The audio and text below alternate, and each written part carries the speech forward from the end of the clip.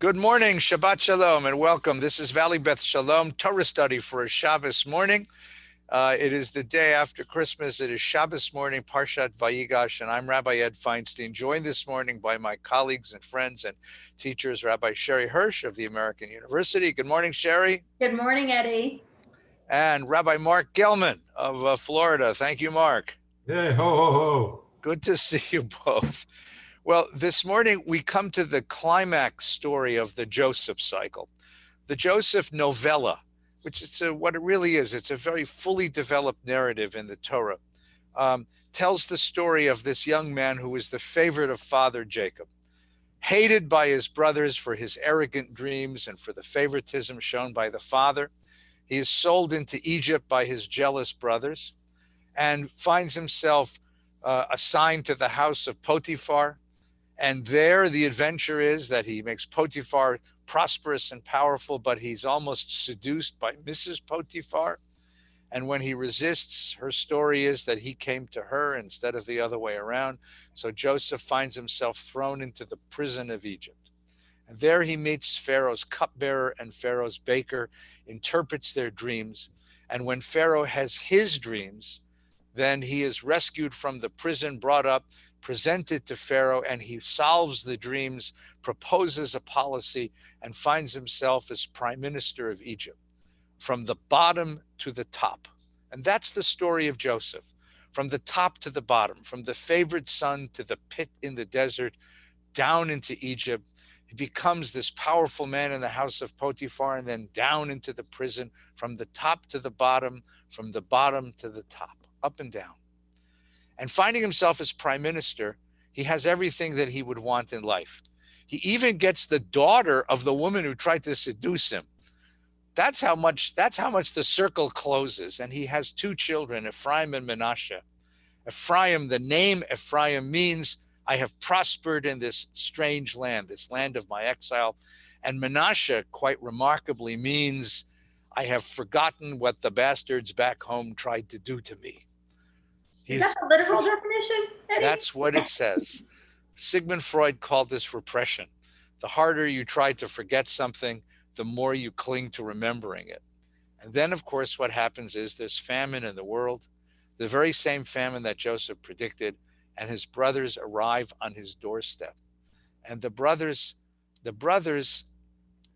bring with them the history that he's left behind. And Joseph is, you can feel an internal tension. He's tortured by this. Does he reunite with these brothers? Does he push them away? Does he have them killed out of retribution for what they did to him? You can sense that he's not sure. He wants to know who they are. It's been 21 years since he left home. So he begins to play with them. First, he accuses them, and then he ferrets out the story that the father is still alive. And he understands why they haven't come to rescue him, because they understand that they think that a beast has eaten him. And then he takes Simon captive to see how the other brothers will respond, his older brother Simon.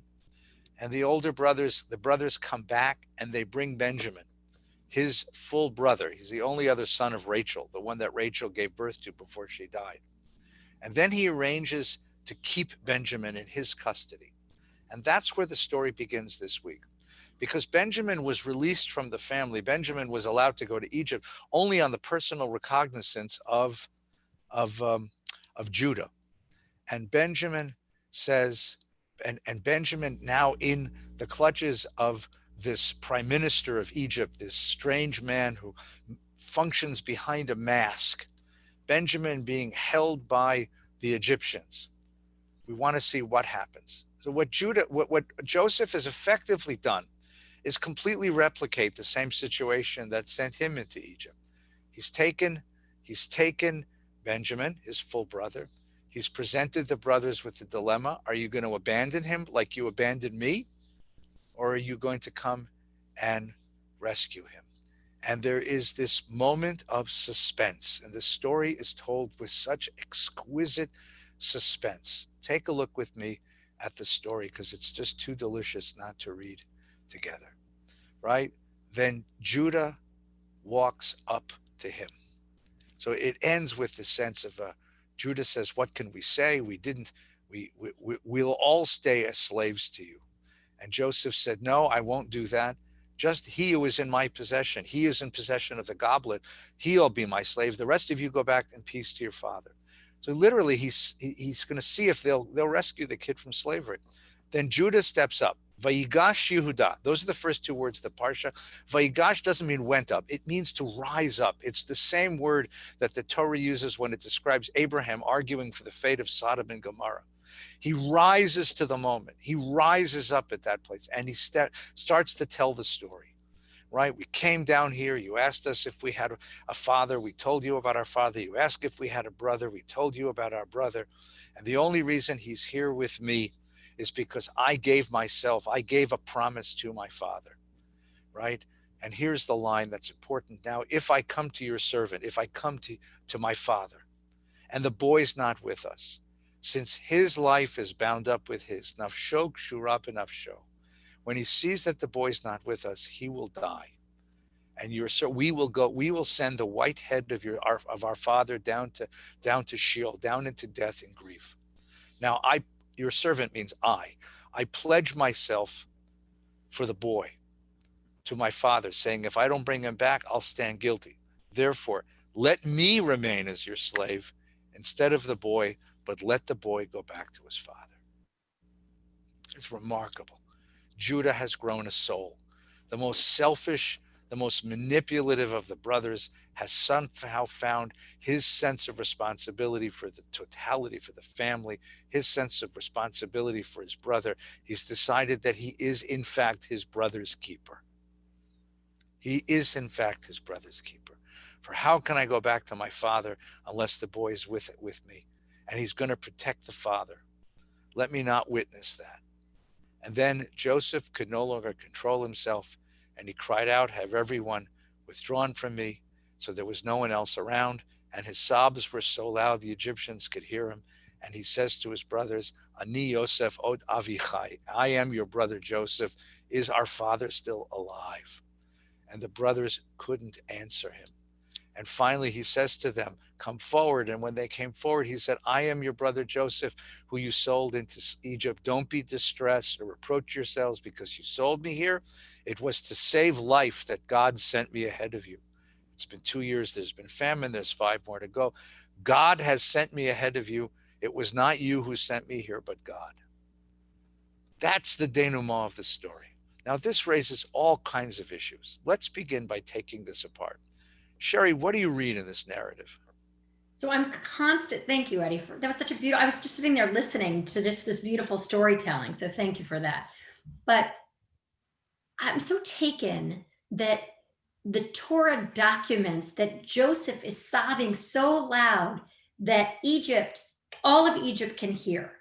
And this idea that a man sobbing, with our lens of 2020, we think, oh, men maybe don't show emotions, or that's what the Torah was trying to convey. But maybe it's that his confronting of his past was so deeply disturbing and anguishing and all those things inside of him that there were no words, that all he could do was just sob. And we have these moments that the Torah wants to document that are just about total crying out. And the fact that Joseph, the head of the famine, I mean, he's right in charge. The Torah documents this very vulnerable moment and painful moment for him, confronting his past, confronting all of this. To me, is just such a beautiful part of the story. And there's a number of references in this parasha to weeping, which I think is also the writers of the Torah trying to convey something to us. Very powerful. So who weeps in the Torah, right? Who weeps in the Torah? Jacob. Jacob weeps at their meeting. Jacob weeps when he sees Rachel. Right, he falls and he starts weeping. He leaves home, sleeps on a rock, has these amazing dreams. He's the first time he's away from home and finds himself in the homestead of his uncle and sees his cousin, who has to look a lot like his mom, by the way. And he just, it's a pouring of emotion. I mean, the Torah's image at that point is beautiful because that's when he rolls the rock off the well. I mean, that's a beautiful image for the pouring out of emotion. Right. And there's no negative connotation. That's about love. Like he's That's mad love. in love, right? So it's just this pouring out of emotion. But we've sort of associated men don't really do that. They're just coming, we're now teaching men how to do that. But the Bible documents it like this is what you do. Right. And the other one is is Abraham cries when Sarah dies. He doesn't cry when he has to leave home. He doesn't cry when he has to sacrifice his son. He doesn't cry when he has to go into Egypt and run for his life.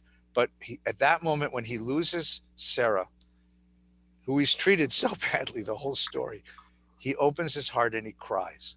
So Gelman, Rabbi Gelman. Wait, don't forget about Esau weeping. Esau weeps. What is the Torah saying when it says that these men weep? Mark?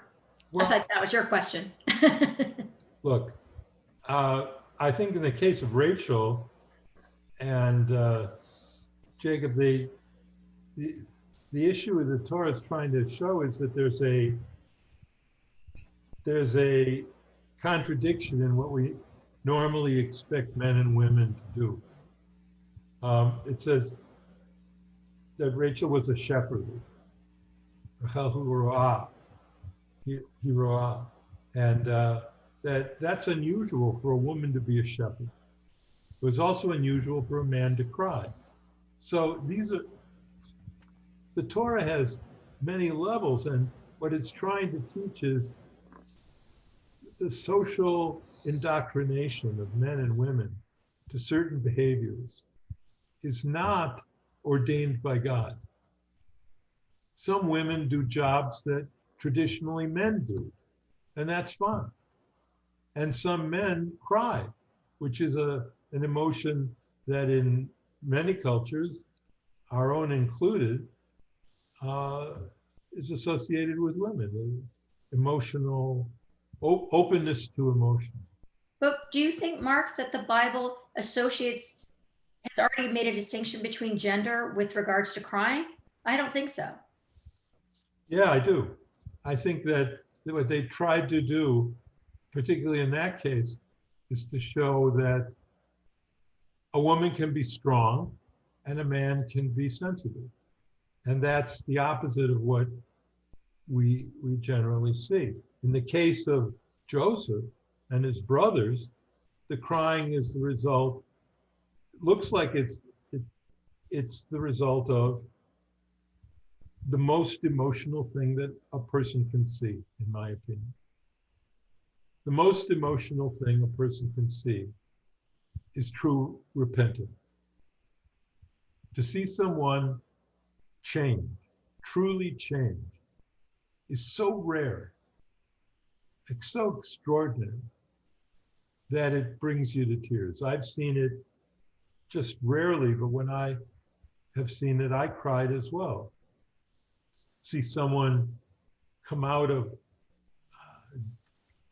depression and schizophrenia that I thought would consume them, come out of a drug addiction that I thought would kill them, and they come out and they're actually well again. Or someone who was always trying to cut corners, who finally decides to play it straight. These are occasions that are so rare. And Judah's behavior, which I think the Torah intends here, by the way, to establish as the bona fides of the tribe of Judah, which eventually is David. And so they're trying to show this wasn't just one of the corrupt tribes that tried to sell Joseph. This was the man who had the courage to change. Eddie, can I ask you a question? Yeah, please. Do you think he's crying because he's realizing they changed, or do you think he's crying because he's so wrought with emotion of all this moment? Like, I'm not sure I would relegate it to one reason he's crying. I think a lot is going on. A lot is going on. And Rabbi Gelman is right that crying is rare in the Bible. First of all, because there's so many men, and it is a rare thing. I read it a little differently than tshuva, although tshuva is a wonderful way to read it. I think it has to do with connection. I think Abraham cries when Sarah dies because he realizes how deeply connected they were. And even though he uses her again and again and again in the course of their journey, their life together, he realizes how much he needed her and how precious she was to him. Jacob cries in the two moments, one when he sees Rachel because he's separated from his family, separated from the mother who raised him, separated from the world, and suddenly he finds a familiar face, a place where he's loved. The coldness of the world gives way to the warmth of connection, of human connection. And then he cries again when he sees Esau, because Esau's his twin brother, and even though they were fraternal, to look into Esau's face is to see his own and to see the brother he left behind, the brother he really never had, because again, it was a manipulation experience. In this case, I think this was the most grand moment of tears of all in the Bible. The man is wearing a mask, literally wearing a mask. That was his persona in front of the Egyptians. And he is the most powerful man, save Pharaoh, in all the world at this moment. He controls the world food supply. And he controls everything in the world right now. And he has it all. He has the wife who, the wife of his dreams. He has the kids. He has the position. He has the power. He has the prestige. The one thing he doesn't have is anyone who knows his name, who he really is behind the mask. And when he sees the brothers, there is a connection. And when he hears Judah's plea, take me, don't take the boy, he realizes that these are brothers he can have as brothers. And the connection wells up in him and it bursts through the mask. I mean, the symbol, the mask is shattered. And he says, I am Joseph. It's the first time he's said that name since he's been in Egypt. Nobody knows him here. But these people know him. It's the connection of heart to heart. I think that's what the tears are. And I think that's what makes the moment so beautiful and so poignant and so, so powerful. It's the connection. Well, the rabbis wisely stated, Ein meshivin al hadarush. You don't debate which midrash is right and which midrash is wrong. So all of those are wonderful interpretations. But I'm still standing on the only reason to cry is when you see real tshuva, and or try to deal with a situation where tshuva is no longer possible. And that, I think, explains Abraham and Sarah. He's crying because he killed her. He didn't kill his son, but he killed his wife. And the proof of it is after the Akedah, we don't hear anything about Sarah. It's possible she's dead and that she dies then. And he obviously took her son, their son, and was willing to kill him, an innocent boy. And so when he died and he never had a chance to do tshuva with his wife over this commandment from God to kill an innocent boy, I think he realized, and I think we realize in our lives, and I've seen it and you've seen it, people who have an opportunity to repent and they blow it, they don't do it, and then the person dies and it's impossible, and so they have to live with the guilt that tshuva was possible, and they let it go, they let it slip through their fingers. I think this is what the Torah is about here, trying to close up all the family stories so that we can now begin the story of the people Israel. And the family Israel will end with Joseph. Can I posit one more, Eddie? I think that the Torah is playing with the ways that we communicate, right? God communicates through a burning bush. We communicate through tears. I think the Torah is playing with that. Don't get so fixed that the only way you talk to each other is through words, but that the ways that we communicate and connect to each other is far bigger than this thing called language, right? It's this other languages, and one of them is emotion. And I always reflect on that when I'm sitting with someone who's weeping and we're not, quote, talking, and yet so much is being communicated. And I think that's what the Torah is trying to do. But his crying happens afterwards, Sherry. Ani Yosef Achika. Right, but I think it's not that it's either or. It's that we have multiple ways that we communicate in the world.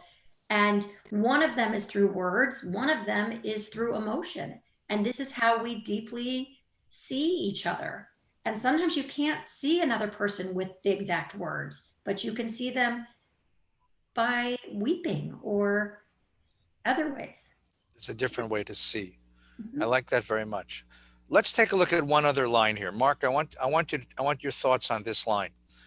It occurs here, and the same vignette occurs elsewhere at the end of the Joseph story in the 50th chapter.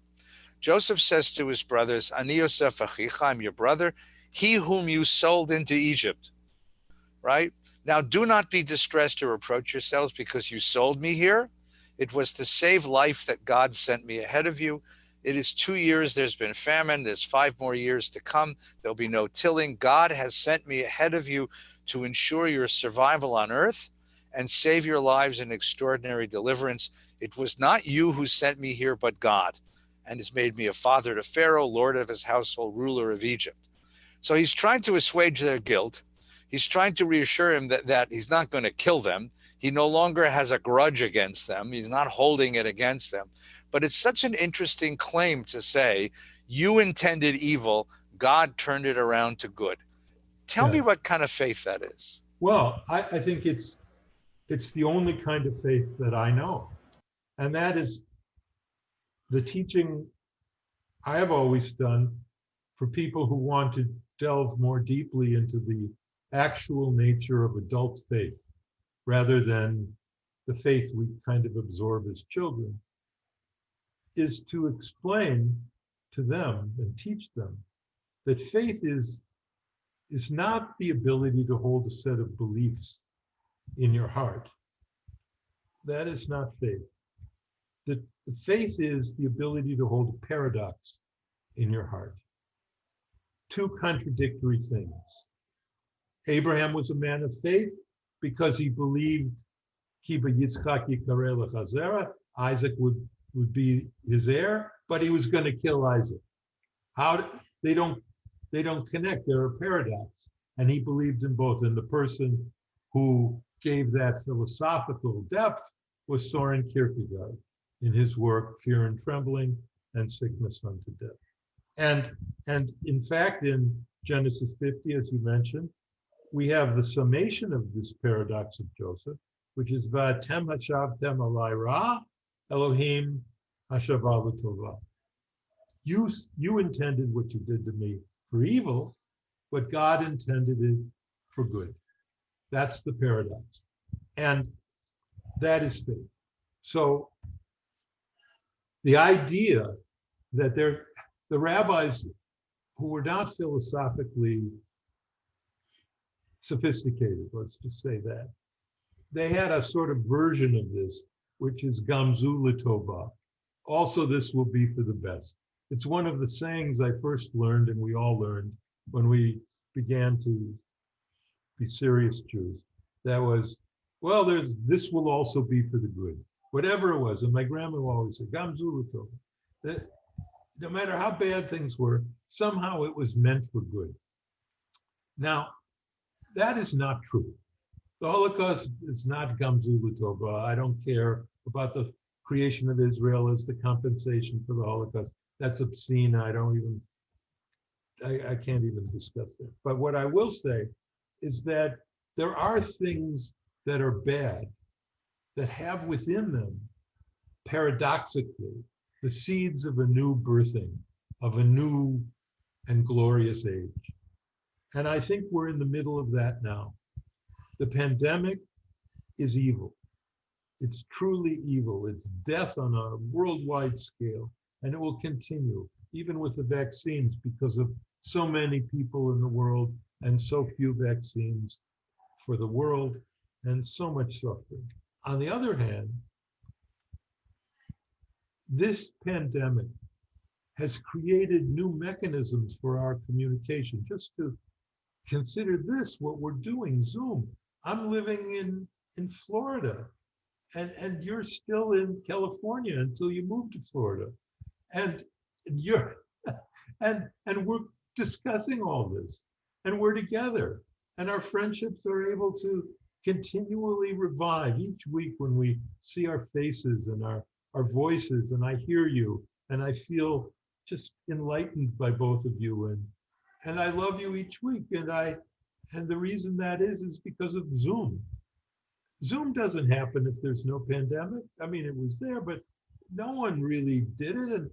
And this, and I told you before, I had a shiva for a dear friend who lived in upstate New York, and we had 150 people for Carl's shiva.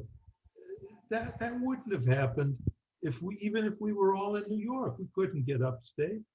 So we are, because of Zoom, connected in a deeper way.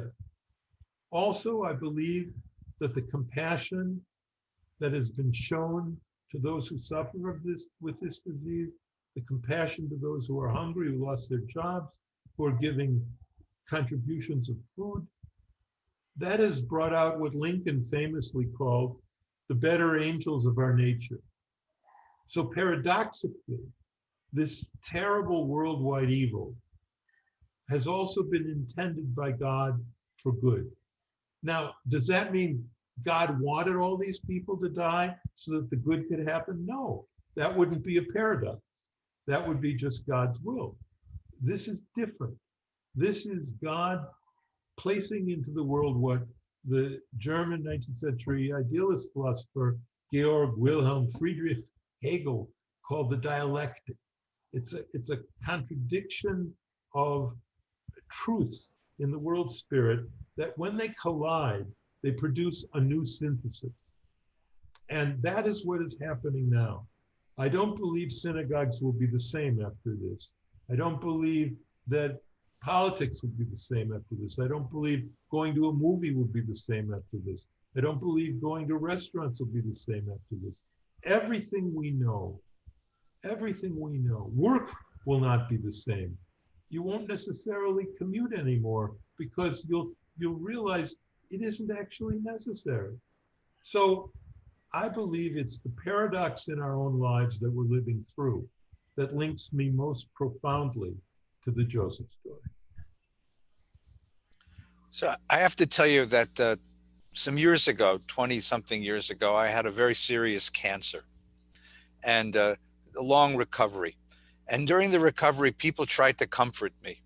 And they would come and say things to comfort me.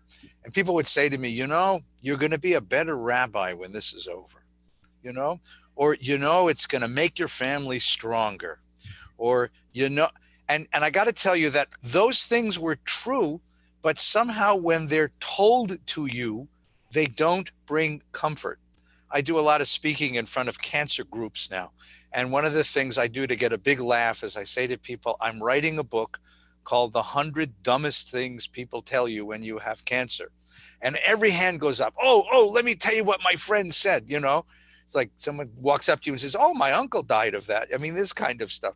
But what I'm trying to say is that, Mark, this is Joseph's self-revelation. This is Joseph's discovery.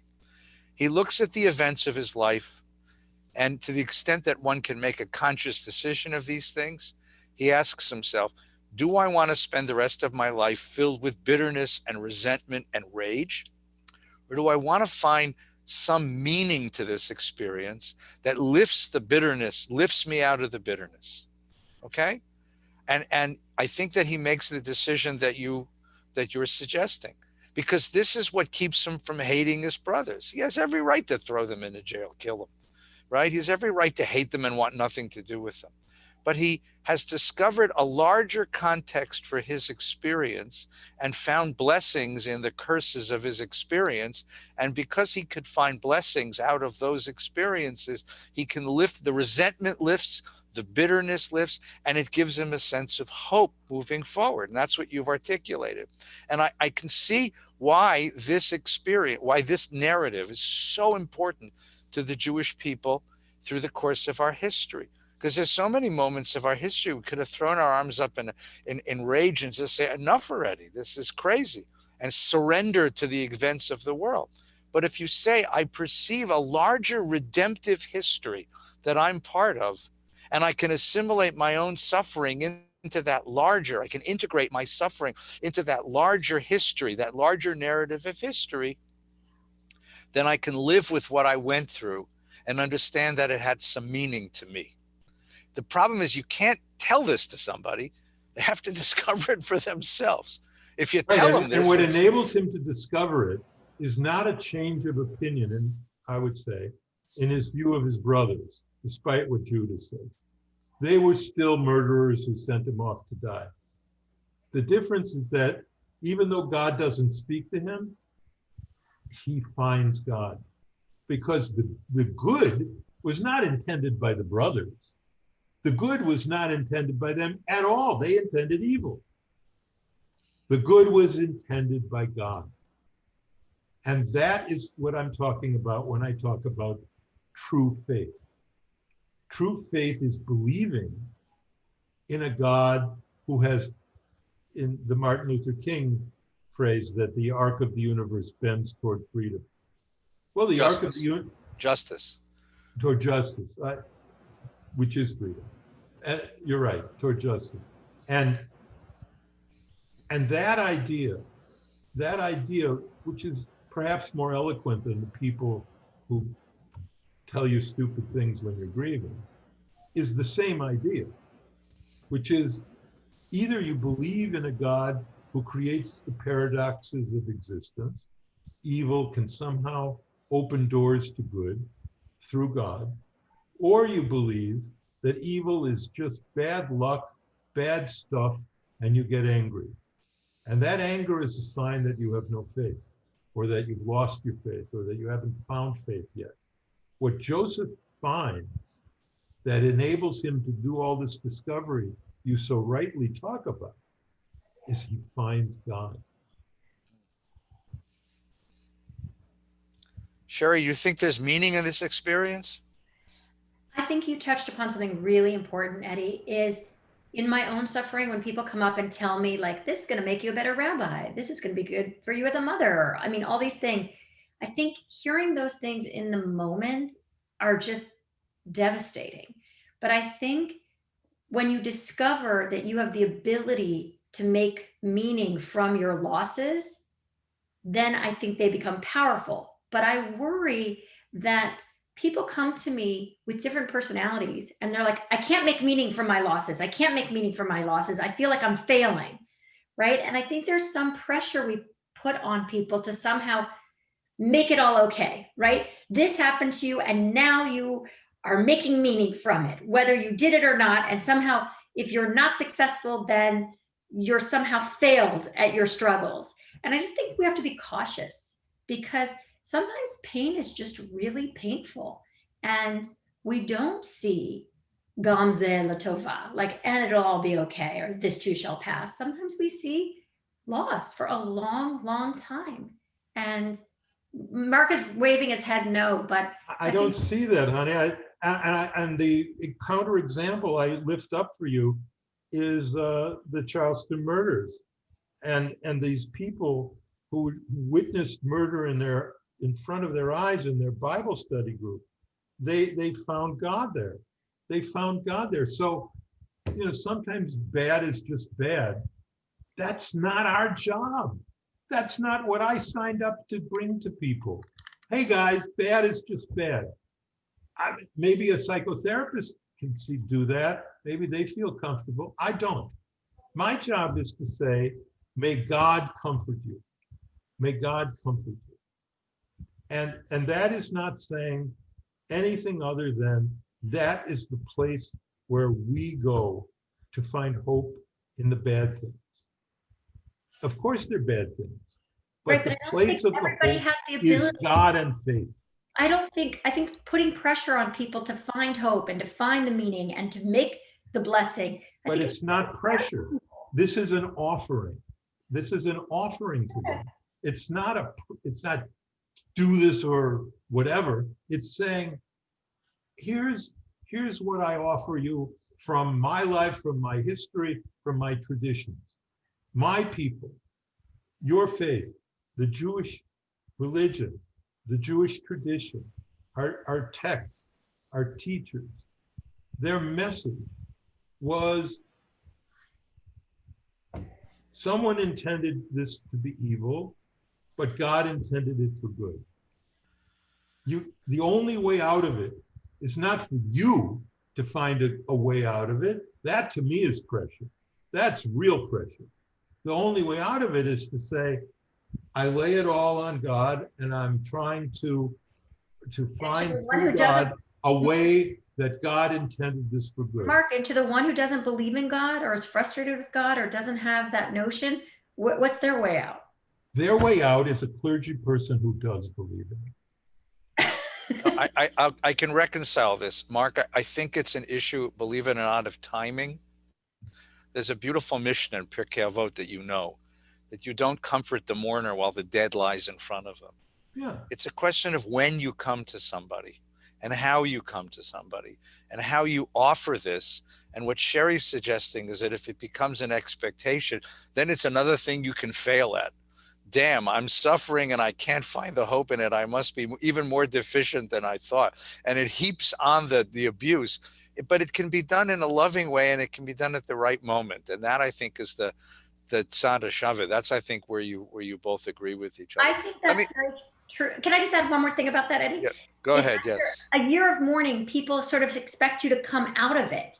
And after a year of mourning with my mother, I woke up feeling worse. And I really felt like I had failed grieving because people are like, it's been a year. It's been a year. Like, so I think that's just a year is, you're lucky if you get a year. Sometimes it's been a week, they say, come on already. Right. So I think that's the expectation that I want to sort of make us aware of. So let me finish with this. Today, of course, is an interesting Shabbos. It's the Shabbos Chol HaMoed, it's Christmas. And for those of you who didn't understand that phrase, that's what you need to learn. When I was a kid and still in the community, I sense that for many, many Jewish people, everything having to do with Christmas is treif. You can't touch it. You can't get close to it. It's one of the really interesting ironies. I talked about this earlier in a lesson. One of the ironies of American Jewish life. This is the only time of the year when we're left out. It's the only time of the year when we're excluded. Thanksgiving, our pilgrim fathers picked a turkey. If they picked a ham, we'd have been in trouble. But they picked a turkey, so Thanksgiving can be our holiday. The 4th of July can be our holiday. But this time of year, everyone is doing the beauty of Christmas, and we don't get to play. And that feels tough. And for many Jewish families, we're so worried about our children being sort of seduced by this that we erect big barriers between them and the Christmas experience, which is very hard to do because it's ubiquitous. It's everywhere. Even this year that we're not out in the malls, for example. I remember taking my son through a walk in the mall and he said, Abba, I want to go sit on Santa Claus's lap. And I said, kid, your mother's a rabbi, your father's a rabbi. How would it look? Come pet the reindeer. I'll buy you an ice cream, But there are a lot of families that find this stuff really off-putting. On the other hand, I got to tell you that, if you're secure in your Jewishness, then I think that there's an awful lot that we can enjoy and learn from this time of year. I happen to like the music. I have to confess that when I sing Christmas music, it all comes out sounding Hasidic. It's yai, dai, dai, dai, dai, ya, ba, ba, bye, bye. And I love the stories. I love the films, and I love the text. So here's my question to end with today, to shock our listeners, our friends. What's one thing we can learn or take or cherish from this time of year, from the Christmas time of year? Sherry, you want to start? No, I want Mark to start because I'm still thinking. Mark, want to start? Well, we need better music. That's absolutely the case. I mean, dreidel is just not cutting it. When it goes up against O Holy Night or the Handel's Messiah or Little Drummer Boy. I mean, and that's fine. This is a minor holiday, and it's up against their major holiday. And we're waiting for the springtime when Passover and Easter, in my opinion, fight to a draw. So, but to me, I think decorations. Betty, for many years, has decorated our house for Hanukkah, not just the menorah, but all sorts of blue and white. They're actually Christmas balls, but they're blue and white. They're Hanukkah balls, and all sorts of happy Hanukkah things, the things that you hang around, and it looks sort of like a Christian house in a certain way, but it's beautiful. And there's these little string lights that she hangs up all over the place. And everyone can say, oh yeah, it's Rabbi Gelman's house with all this Hanukkah decorations. And I think decorations are a way. I've talked a lot about sophisticated faith and being able to accept paradox. I haven't talked about how you counsel mourners. That wasn't even a topic here. Got brought in, but in 1,000 funerals, I've never said, why don't you get over it already? Or after a year, I've never said, why don't you get over it already? No, that's not what this is about. This is about finding God in the paradoxes of your life. And I think the thing that I love about Christmas is that the whole thing is a paradox. You have a virgin who gave birth, you've got God who's a little baby, and the whole thing is a paradox. And I think that idea of accepting the way that God, there's an old Yiddish phrase, man tracht und Gott lacht. We plan things and God laughs at our plans. So my message for Hanukkah, for Christmas, for my Christian friends, and in memory of my dear pal, Father Tom, is accept the paradox and find God even in the darkest parts of your life, if you can. And if you can't, maybe you can find it tomorrow. And maybe if you can't find it tomorrow, maybe in the day after that. The point is that gift that God intends our lives for good is always present. And you can pick it up at any time that you say, I have faith. I think every rabbi wants to give a Christmas sermon, and that was Rabbi Gelman's Christmas sermon. I was thinking beautiful. The same thing, Eddie. That's so funny that you said that. I was thinking the exact same thing. That was beautiful. Thank you. I just want to say that as you were talking, what I love most about this time of year is the generosity of spirit.